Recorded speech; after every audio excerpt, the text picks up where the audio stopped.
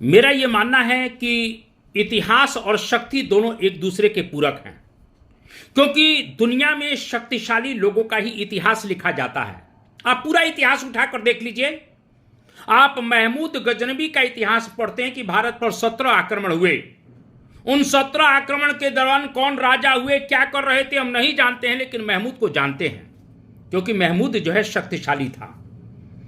मोहम्मद गौरी हिंदुस्तान पर आक्रमण करता है, उसके बाद भारत में कुलमा के गुलामों को छोड़कर जाता है, जो गुलाम वंश की स्थापना करते हैं। चूंकि वो ताकतवर थे, इसलिए उनका इतिहास लिखा गया।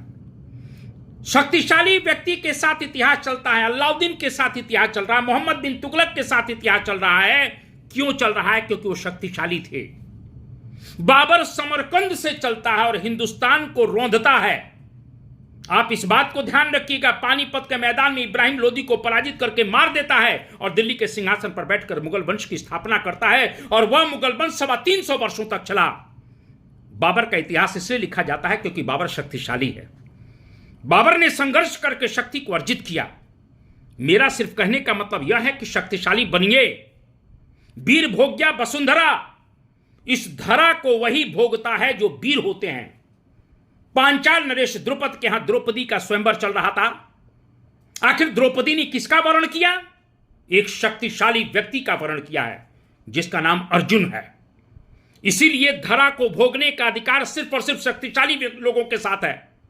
आप नैतिक हैं, सदाचारी हैं, आप पूजा करते हैं, आप फलाना करते हैं, ढिमका करते हैं, सर ठीक है, लेकिन आप शक्तिशाली बनिए। दुनिया की कोई भी पंचायत, चाहे वो गांव की पंचायत हो, चाहे शहर की पंचायत हो, चाहे देश की पंचायत हो, चाहे कोर्ट की पंचायत हो, चाहे संयुक्त राष्ट्र संघ की पंचायत क्यों ना हो, हमेशा न्याय शक्तिशाली व्यक्ति के पक्ष में जाता है। आप अपने गांव से ही देख सकते हैं कि शक्तिशाली व्यक्ति के पक्ष में ही न्याय जाता है।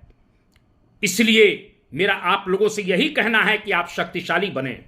आप मुसोलिनी का इतिहास पढ़ते हैं, आप हिटलर का इतिहास पढ़ते हैं। क्यों पढ़ते हैं? क्योंकि वो शक्तिशाली थे। वही कुलमा के अमेरिका, जो इस समय विश्व की महाशक्ति बना हुआ है, किसी समय अमेरिका इंग्लैंड का गुलाम हुआ करता था, लेकिन उसने शक्ति को अर्जित किया, संघर्ष किया, और आज अमेरिका वही जो गुलाम था, आज वो विश्व की महाशक्ति बना हुआ है। आज अमेरिका का इतिहास इसलिए पढ़ा जा रहा है क्योंकि अमेरिका शक्तिशाली है। मेरा सिर्फ आप लोगों से बस यही कहने का आज आशय था कि शक्तिशाली लोगों के साथ ही इतिहास चलता है। इसीलिए आप संघर्ष करिए, शक्ति का वर्ण करिए और इतिहास में अपने नाम को अमर करिए, क्योंकि इतिहास कुछ नहीं है संघर्ष की कहानी। राणा शिवा, भगत सिंह, झांसी की वीर रानी, कोई भी कायरो का इतिहास क्यों पढ़ेगा? जो लड़ नहीं सकेगा वो आगे नहीं बढ़ेगा। जय हिंद, जय भारत, वंदे मातरम।